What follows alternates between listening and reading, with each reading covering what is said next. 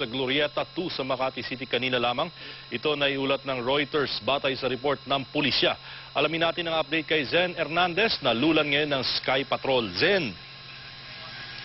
Stanley, kitang-kita nga natin mula dito sa ating kinaroroonan ang mga sira na natamo nitong isang bahagi ng Glorieta 2 kung saan nagkaroon nga ng pagsabog dyan kaninang launa, 20 ng hapon.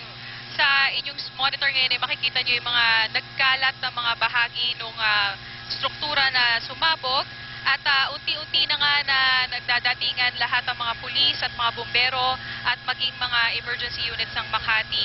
Sa paligid din ng buong Glorieta at partikular na rin dyan sa papuntang landmark ay nagtipo na rin ang mga tao na malamang ay nakikibalita rin sa nangyari. At matindi na rin ang traffic sa paligid ng nasabing mall. Particular na dito sa mga lansangan na Makati Avenue at sa lahat ng mga areas na nasa paligid ng mga malls na ito.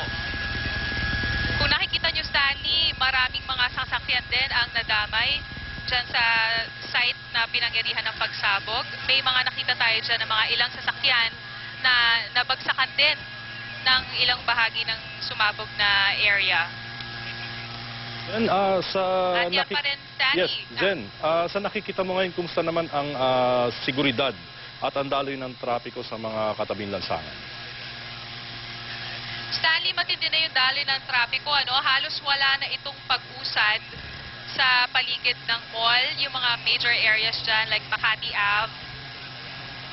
Ang mga pulis naman nagkalat na rin sa paligid ng mall, particular dun sa area. Nandiyan na rin mga ambulance. At hinihintay na lang natin ang makapanayamang ilan sa mga opisyal ng Makati Police para makuha rin ang kalagayan dyan sa lugar na yan. Okay, maraming salamat, Zen Hernandez. Samantala, alamin naman natin ang update kay Charo Lugarta. Charo. Yes, Stanley, sa ngayon nga, sinasabi ng ilang mga pulis dito na tinatayang at least 7 daw itong sugatan dito sa pagsabog na naganap dito sa Glorieta. Pero ayon doon sa isa nating testigo na nakausap kanina, sabi niya marami daw, mga more than 20 daw itong nakita niyang sugatan mula sa pagsabog na naganap dito sa may banda ng Lukyuen Chinese Restaurant at Toby's Sports House dito nga sa Glorieta 2.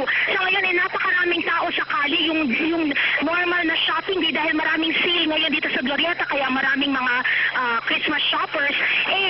Dumami ang tao sa kali at maraming nagpanik kung kaya't ito nga ngayon nagkakaproblema ang seguridad ng Ayala Center at maski ng Makati government na i-cordon off yung mga area para hindi makaabala pa doon sa mga sinasabing mga insured o mga nasugatan na nasa loob pa ng mall. Kanina may nakita kami nga isang babae na nilabas sakay ng isang ambulansya, pero hindi namin alam kung nawalan lang siya ng malay o kung ano pa ang iba niyang kung ano pa ang estado niya or kung siya'y patay na. Sa ngayon ay wala pang detalyeng nilalabas. Ang field commander ay busy pa rin sa pag-cordon off ng area. Babalik kami maya-maya lamang para sa iba pang detalye. Sa ngayon marami ng ambulansya ang pumipila para dito sa labas ng Glorieta. Stanley? Charo, sa yung mga nakausap kanina, paano nila inilarawan ang pagsabog? Stanley, hello? Yes, Charo, sa mga nakausap mo kanina, paano nila inilarawan yung pagsabog?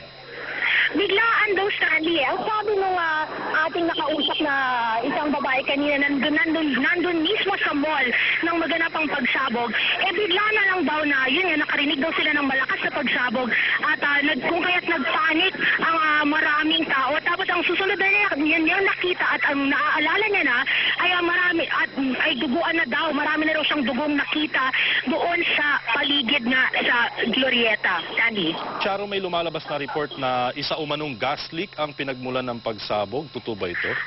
Yes, Tony. Yes, Stanley. Meron nga tayong narinig na ganyang ulat na LPG tank daw ito nung isang restaurant na sumabog. Pero yan ay hindi pa confirmed sa ngayon, Stanley. Sa ngayon, Charo, may nakikita ka pa ba mga biktima na inilalabas mula sa Glorieta 2? Charo? Yes, Stanley. Stanley, go ahead. Yes, may nakikita ka pa ba mga biktima, sugatan man o patay na inilalabas sa May nakapilang ambulansya. Nandito kami ngayon sa may yung kalye na nasa gitna na napapagitnaan ng Landmark at ng Glorieta 2. Wala pa kaming nakikitang mga sugatan na isinasakay sa mga ambulansya. Bagamat may pila ng ambulansya dito. Pipilitin natin umikot sa kabilang side ng Landmark para mas makasakaling doon nandun kasi yung ibang mga rescuers, Stanley. Okay, maraming salamat, Charo Lugarda. Manatiling nakatutok sa ABS-CBN para sa iba pang nagbabagang balita.